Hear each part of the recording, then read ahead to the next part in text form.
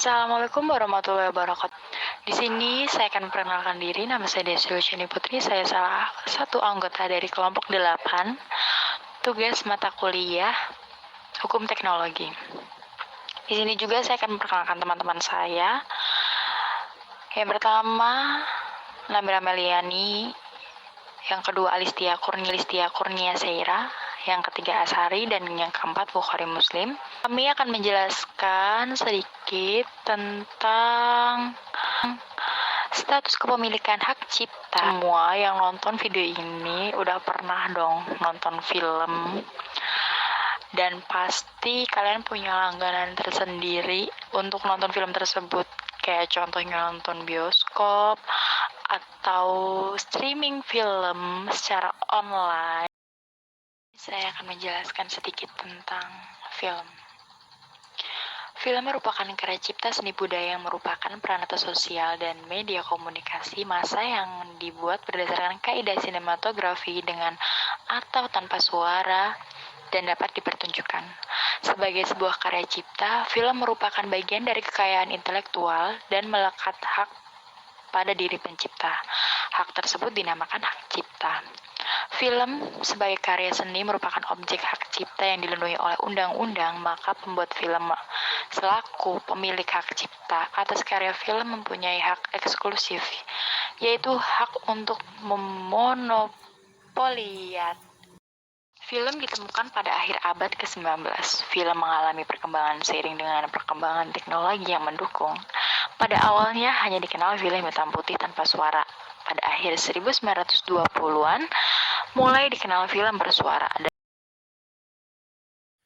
Di sini saya akan menjelaskan tentang hak cipta. Apa sih hak cipta itu? Hak cipta adalah hak eksekutif pencipta yang timbul secara otomatis berdasarkan prinsip deklaratif setelah suatu ciptaan diwujudkan dalam bentuk nyata tanpa mengurangi pembatasan sesuai dengan ketentuan peraturan perundang-undang.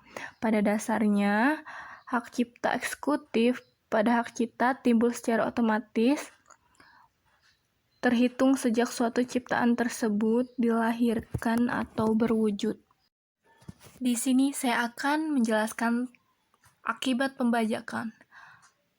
Adanya akibat pembajakan yaitu segala tindakan yang tidak baik dan melawan hukum tentunya membawa dampak yang merugikan dan dampak negatif. Sama halnya dengan cybercrime, penyalahgunaan fungsi internet, dan dapat mengaruhkan pada tindakan kriminal. Dampak yang dapat dirasakan pada penyalahgunaan internet yang menjadi korban diantaranya kerugian internet, kerusakan komponen komputer, pencemaran nama baik, dan trauma psikis.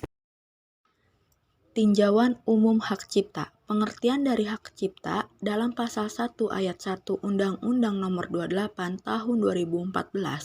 Hak cipta adalah hak eksklusif pencipta yang timbul secara otomatis berdasarkan prinsip deklaratif setelah suatu diwujudkan dalam bentuk nyata tanpa mengurangi pembatasan sesuai dengan ketentuan perundang-undangan.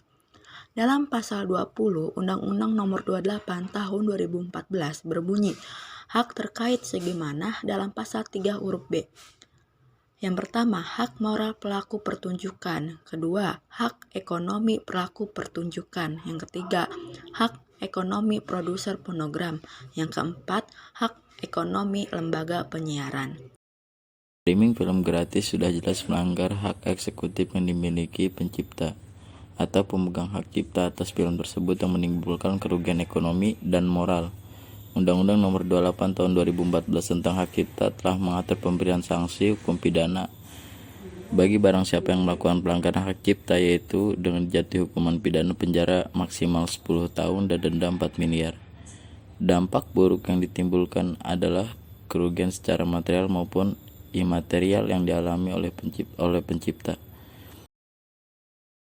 Saya masih menjelaskan tentang problematika streaming ilegal.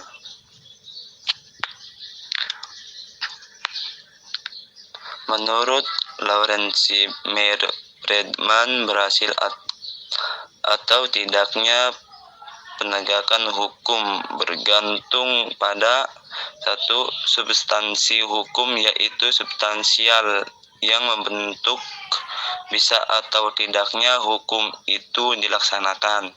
Dan yang kedua, struktur hukum atau pranata hukum yang menentukan bisa atau tidaknya hukum itu dilaksanakan dengan baik oleh aparat penegak hukum seperti kepolisian, kejaksaan, pengadilan, dan badan pelaksana pidana lapas.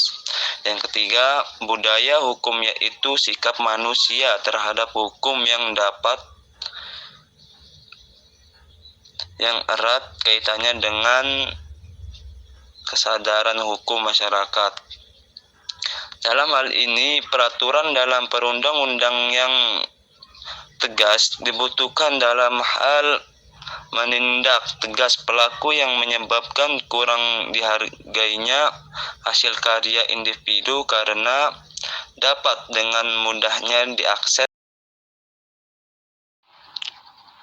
Selanjutnya, kesimpulan, di Indonesia hak cipta diatur dalam pasal 3 Undang-Undang Nomor 28 Tahun 2014. Dijelaskan bahwa Undang-Undang Hak Cipta mengatur hak cipta dan hak terkait.